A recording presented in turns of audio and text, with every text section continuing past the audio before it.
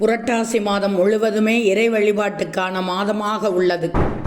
பௌர்ணமி என்றாலே அம்பாள் வழிபாடு, சிவபெருமான், உமாதேவி வழிபாடுதான் பரவலாக செய்யப்படும். ஆனால் புரட்டாசி பௌர்ணமி அன்று குலதெய்வ வழிபாடு, பெருமாள் வழிபாடு செய்யப்படுவதுண்டு. புரட்டாசி மாத பௌர்ணமி இன்று திங்கட்கிழமை முற்பகல் தொடங்கி நாளை காலை வரை இருக்கிறது.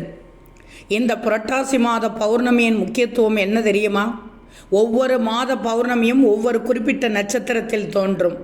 அந்த வகையில் புரட்டாசி மாதம் வரும் பௌர்ணமி புரட்டாசி மாதத்தில் வரும் பூரட்டாதி நட்சத்திரத்தில் மீன ராசியில் ஏற்படும். ஆனால் இந்த பௌர்ணமி உத்திரட்டாதி நட்சத்திரத்தில் தோன்றுகிறது. புரட்டாசி மாத பௌர்ணமி அன்று என்னென்ன செய்யலாம்? புரட்டாசி மாத பௌர்ணமி சிவபெருமானுக்கு உகந்த திங்கள் அன்று வருவதால் ஈசனையும் அம்பாளையும் வழிபடலாம். பெருமாளையும் தாயாரையும் வழிபாடு செய்யலாம். பௌர்ணமி நாளில் இன்று அன்னதானம் செய்யலாம். இயலாதவர்களுக்கு உதவி கூட செய்யலாம். புரட்டாசி பௌர்ணமி நாளில் அம்பாளை விஷ்ணு பகவான், பிரம்மதேவர் உட்பட தேவலோகத்தில் அனைவரும் பூஜித்து வணங்கினார்கள். இதனால் அம்பாள் மனம் குளிர்ந்து ஒளிர்ந்து சாந்தமாக காட்சியளித்தார். இதனால் தான் புரட்டாசி பௌர்ணமி நாளில் குலதெய்வ வழிபாடு செய்வது வழக்கத்தில் உள்ளது.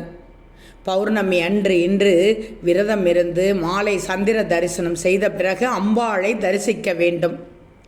இந்த புரட்டாசி பௌர்ணமியில் திருவண்ணாமலை கிரிவலம் செல்ல உகந்த நேரம் இன்று நண்பகல் முதல் செவ்வாய் காலை 10 மணி வரை திருவண்ணாமலை கிரிவலம் செய்ய உகந்த நேரம். செல்வத்தை அள்ளித்தரும் இந்த பௌர்ணமி பூஜையில் காலையில் எழுந்தவுடன் இதை பண்ணுங்கள். இன்று அதிகாலையிலேயே விரதத்தை தொடங்கி எளிய உணவுகளை மட்டும் எடுத்துக்கொண்டு வீட்டில் பூஜை செய்யுங்கள். 2 மண் அகல் விளக்குகளில் சுத்தமான பசுனை ஊற்றி தாமரை தண்டு திரி போட்டு தீபம் ஏற்றுங்கள். நெய் தீபம் ஏற்றி மகாலட்சுமியையும் கடவுள்களையும் வணங்கும் போது நம்முடைய முன்வினை பாவங்களும் ஜோதிட தோஷங்களும் நீங்கி சுபிட்சம் உண்டாகும். புத்தம் புதிய மலர்களால் உங்களுக்கு பிடித்த தெய்வம் அல்லது குலதெய்வத்தை அலங்கரித்துக் கொள்ளுங்கள். இனிப்பு வகைகள் பழங்கள் படைக்கலாம். 1 டம்ளர் பால் வைத்து அதில் சிறிதளவு ஏலக்காயை சேர்த்து நைவேத்தியம் செய்யுங்கள். ஏலக்காய் சேர்ப்பது மகாலட்சுமி கடாட்சத்தை உண்டாக்கும். இன்று யாரேனும் ஒருவருக்காவது அன்னதானமிட்டால் சிறப்பு.